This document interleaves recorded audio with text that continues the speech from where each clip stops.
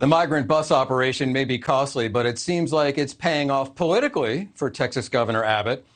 In the governor's race against Beto O'Rourke, 46% say they'd vote for Abbott, while 39% said they'd vote for O'Rourke. And joining me now is James Henson. He's the director of the Texas Politics Project and a lecturer at the University of Texas in Austin. All right, thanks so much for joining me. Let me ask you, the controversy has certainly raised Governor Abbott's profile nationally, but how's it playing in Texas?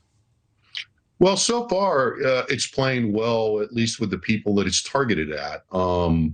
As you guys observed, Governor Abbott's in a reasonably competitive race compared to what we've seen in Texas in the past. And the name of the game for the governor right now is to mobilize his Republican base. Nothing unifies the Republican base like immigration and border security. And right now, Texans, at least so far, on the Republican side, have not noticed the huge expenditure that your reporter alluded to. Yeah, I mean, as political theater, this seems like something of a masterstroke, but we are talking about the lives of individuals who come across the border, are by and large broke, and are taken to cities. I guess they have a say-so, obviously, whether they want to get on those buses, but to cities that are completely alien to them. So a recent Dallas Morning News poll found that 51% of Texans approve of Abbott's handling of immigration at the state's border.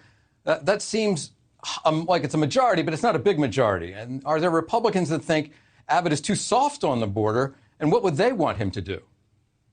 Yeah, absolutely. There are Republicans here that have been critical of Governor Abbott, and that fueled part of what was happening in the Republican primary here now. The Governor Abbott wound up winning that pretty handily. But our polling has shown at the UT Texas Politics Project poll that more than half, almost 60%, in fact, of Republicans think that Texas is spending too little on border security. Wow. So I think the governor has seen those numbers, and despite the humanitarian concerns that you flag, and there have been lawsuits filed by the ACLU against this practice, I can't help but think that the governor's internal campaign polling is showing them that this is a winner, and that's why they're expanding the program to new cities.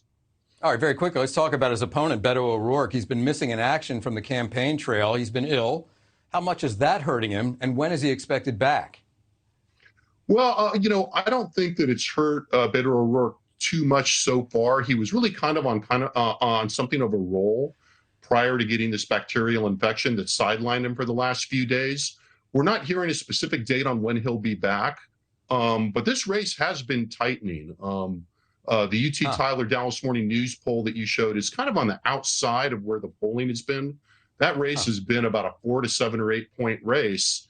And so I expect that Beto O'Rourke will be back on the campaign trail just as soon as he can. And he'll be hitting Abbott not only on this issue, but certainly on the issues that are turning the tide for Democrats nationally, abortion, guns, in the wake of the Uvalde shootings here. So that race is still tightening. I mean, I think you still have to see Governor Abbott as with an advantage, but O'Rourke is doing well. It's so interesting to hear that. It's been a Democratic pipe dream for how many election cycles that Texas was going to turn at least purple. Maybe it's happening. It hadn't happened yet. Thanks for being with us tonight, James. Appreciate it very much. You're welcome. Happy to be here. Thanks for watching. Go to newsnationnow.com to find NewsNation on your television provider. And don't forget to subscribe. Click the red button to get more of NewsNation's fact-driven, unbiased coverage.